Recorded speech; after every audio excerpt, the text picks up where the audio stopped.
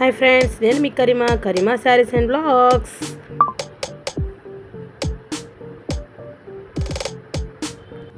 ఇక్కడ నోరూరించే అరిసెలు చాలా కలర్ఫుల్గా టేస్టీగా ఉన్నాయి.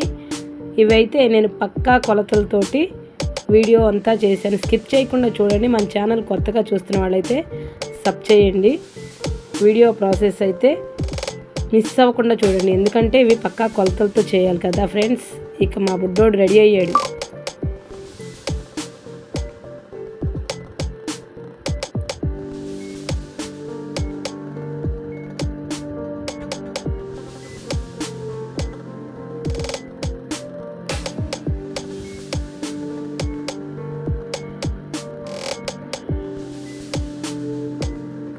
ఇక మా బుడ్డోడైతే నేను కూడా అరిసెలు చేస్తానని చెప్పేసి వచ్చి కూర్చున్నాడు. పిండి నేను కలుపుతూ ఉంటే వాడు కూడా కలుపుతూ ఉన్నాడు మా మేనల్లుడు. ఫస్ట్ అమ్మ వచ్చేసి మరలో పట్టించుకొచ్చింది. రోల్లో పిండి దంచేవాళ్ళైతే ఇక్కడ కనిపించడం కూడా లేదు. ఇప్పుడు చాలా అరుదైపోయారు మరలోనే. ఎంతైనా కొట్టిన అరిసె టేస్ట్ వేరేగా ఉంటుంది, కానీ ఇవి కూడా చాలా బాగున్నాయి. పిండి అయితే బరకగా ఉంది, అనుమానంగా ఉంది. జల్లించుదామా అని చెప్పేసి ఆలోచిస్తున్నాం. ఇంకా అనుమానం ఎందుకు, జల్లించేద్దామని చెప్పేసి అని ఇంకా అమ్మ మొదలు పెట్టేసింది.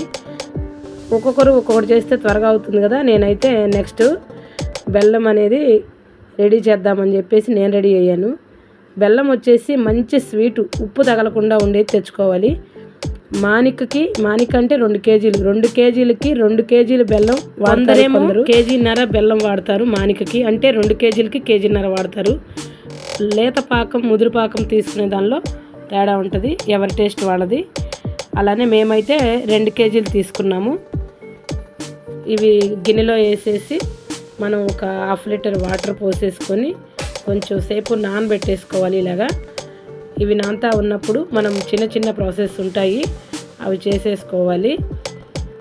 యాలకులు పంచదార వేసి గ్రైండ్ పట్టేసుకుంటే మెత్తగా అయిపోతుంది. యాలకులు ఎక్కడ కూడా గింజల్లాగా లేకుండా పొడి అయిపోతుంది. పొడి చల్లేసుకోవచ్చు. కొంచెం పంచదార వేసుకొని చేసుకుంటే చాలా స్మూత్గా నీట్గా అయిపోతుంది పొడి. నెక్స్ట్ వచ్చేసి నువ్వులు చాలా హెల్త్కి చాలా మంచిది. దోరగా వేయించుకొని వేసుకోవాలి అరిసెల్లో. చాలామంది ఎండు కొబ్బరి కూడా వేస్తారు, ఒక్కొక్కరు ఒక్కలాగా అది కూడా వేస్ట్ చేసుకోవచ్చు. అమ్మ నువ్వులే వద్దనేది ఎప్పుడు, ఈసారి నువ్వులు కూడా తెప్పించింది. నేను ఎప్పుడు నువ్వులు అంటానని నువ్వులైతే దోరగా వేయించేస్తున్నాను.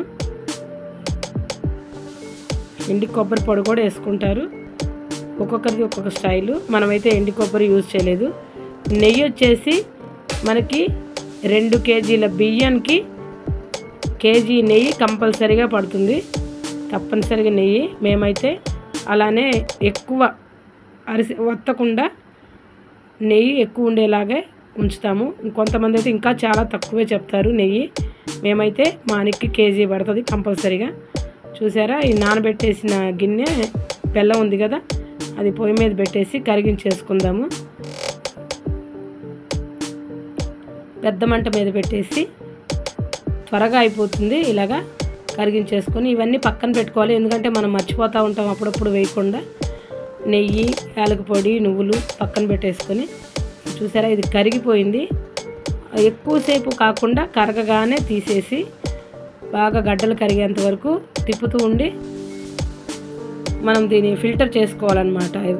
చూసారా కరిగిపోయింది అంతా కూడా, ఎందుకంటే మనకి పీచులు గడ్డి ఇవి వస్తూ ఉంటాయి.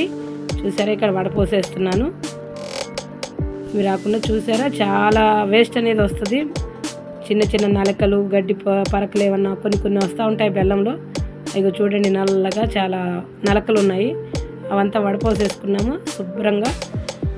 చాలా నీట్గా ప్రాసెస్. ఇక్కడ జల్లించడం కూడా అయిపోయింది. పిండి బాగా మెత్తగా చూడండి చాలా బరకొచ్చింది. ఇదంతా దానిలో పడితే అరిసె ఇరిగిపోవటము అలాగా అవుతూ ఉంటుంది.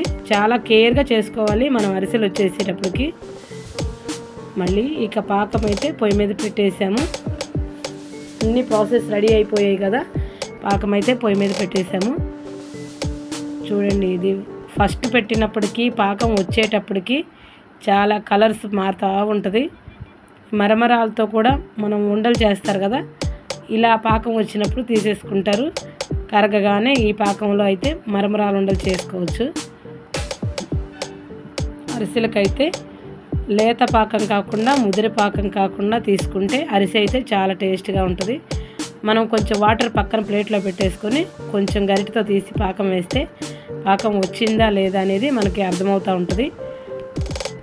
ట్రిప్గా 10 మినిట్స్కి ఒకసారి చూసుకోవాలి. మనం 10 మినిట్స్ అవసరం లేదు, మధ్యలో 5 మినిట్స్కి ఒకసారి తీసి పాకం వచ్చిందా లేదా చూసుకోవాలి. చూడండి, పాకం అయితే వచ్చేసింది, రెడీ అయింది.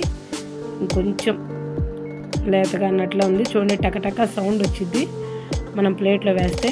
మరీ ఎక్కువ తీయకుండా ఈ మినిమం తీసుకోవాలి. చూసారా, మనకి చక్కగా ఉండగట్టింది. ఇక పాకం కూడా చూడండి, కలర్ వచ్చేసింది, బాగుంది, సూపర్గా. ఇక పిండి పోసేసుకుంటున్నాము. ఇది కూడా చాలా నీట్గా తిప్పాలి, ఎందుకంటే ఉండలు కడితే అరిసె అనేది పగిలిపోతుంది లోపల నూనెలో వేసేటప్పటికి. ఇప్పుడు తిప్పేటప్పుడు నెయ్యి కూడా కొంచెం వేస్తున్నాము, ఎందుకంటే పిండి అతుక్కోకుండా శుద్ధలాగా ఉంటుంది, టేస్ట్గా ఉంటుంది. నువ్వులు ప్లస్ యాలక పొడి మొత్తం కలిపి వేసేసుకోవాలి. దీనిలో పాకం వచ్చేటప్పుడు కూడా వేసుకోవచ్చు నెయ్యి. చాలా అంటే చాలా టేస్టీగా ఉంటాయి ఇలా చేసుకుంటే. ఒకసారి ఇలా ట్రై చేసి చూడండి. అరిసెలు చాలా సింపుల్ ప్రాసెస్లో. ఇది బాగా పల్చగా లేకుండా మరీ గట్టి పడకూడదు, ఎందుకంటే ఇది మరపిండి కదా. గట్టిగా చేసేసుకుంటే మరీ మనకు అరిసె చేయడానికి అయితే రాదు. చూసారు కదా, ఇలా సేమ్ ఇలా చేసేసుకోవాలి. పైన కొంచెం నెయ్యి వేసి ఆరిపోకుండా చక్కగా అద్ది పెట్టేసుకోవాలి, ఎందుకంటే నెయ్యి వేస్తే మన చేతికి కూడా అంటుకోకుండా ఉంటుంది. చక్కగా ఆరిపోకుండా ఉంటే పిండి మనం ముద్ద చేసుకొని అరిసె చేయడానికి బాగుంటుంది. ఆరిపోకుండా మూత పెట్టేసుకోవాలి. చూసారా, బాండి అరిసెలకి ఇది సపరేట్గా చిన్న బాండి, ఎందుకంటే నెయ్యి ఎక్కువ పోసేయడానికి ఏంటంటే నెయ్యి ఎక్కువ వేయలేం కదా. 1 కేజీ పట్టే వరకు బాండి ఇది చిన్నది, స్పెషల్గా అరిసెలకు మాత్రమే. నెయ్యి కూడా వడపోస్తున్నాము, ఇంట్లో నెయ్యితోనే చేస్తున్నాము. చూసారా, ఎంత జాగ్రత్తగా తిప్పినా కూడా చిన్న చిన్నవి వచ్చాయి, అవి పైకి తేలి పగిలిపోతాయి. చూడండి, బొక్కల్లాగా వచ్చేసాయి. మూత పెట్టేసి ఆరిపోకుండా, పిండి అయితే ఆరిపోకూడదు, మూత పెట్టేసి కొంచెం కొంచెం తీసేసుకొని చిన్నవి చేసుకోవాలి అరిసెలు. ఇప్పుడైతే పెద్ద ఎవరు చేసుకోవట్లేదు కదా, చిన్నవి చేసుకుంటే పిల్లలు ఒకటి లిమిట్ తినడానికి కూడా బాగుండిద్ది. చక్కగా చేసుకోవాలి. అరిసెలు మందం లేకుండా చక్కగా పలుచగా చేసుకోవాలి, రౌండ్గా. నేనైతే చాలా రౌండ్గా చేస్తాను. మధ్యలో ఈ పిక్ అయితే మర్చిపోయాను. ఇది ఏంటంటే మనం పొయ్యి ఫస్ట్ మనం నూనెలో వేసేటప్పుడు పిండిని కొంచెం తిప్పి 3 పక్కల పెట్టేసేయండి. పిండి అలా చేసుకోవాలి, దిష్టి అనేది లేకుండా ఉంటుంది. చూసారా, ఇది నెయ్యి మరిగిన తర్వాత అరిసెలు వేసేసి చక్కగా కాలేంత వరకు స్మూత్గా డీల్ చేయాలి. ఈ అరిసెలు అయితే ఎలా పడితే అలా స్పీడ్గా తిప్పేయటం, అలా చెక్కలాగా కాకుండా స్లోగా చేసుకోవాలి. అరిసె అయితే చూసారా, కలర్ ఎలా వచ్చిందో చూసారా, ఎలా అనిపించింది మన అరిసెలు తయారీ, ఎలా అనిపించింది. మన ఛానల్ కొత్తగా చూస్తున్న వారైతే సబ్ చేయండి. ఇలా గడ్డి మీద వేసుకుంటే అరిసె అనేది చక్కగా ఆరిపోయి, ఎందుకు గడ్డి మీద వేస్తారైతే అది నాకు తెలీదు. గడ్డి మీద వేస్తే టేస్ట్ కూడా మారుతుందంట, మనకైతే తెలీదు. చూడండి, చాలా స్మూత్గా ఉంది అరిసె, నీట్గా చక్కగా ఉడికింది కూడా లోపల. చూడండి. ఓకేనా friends, thank you for watching. చూసిన వాళ్ళందరికీ thank you for watching Karima sarees and vlogs. Bye friends.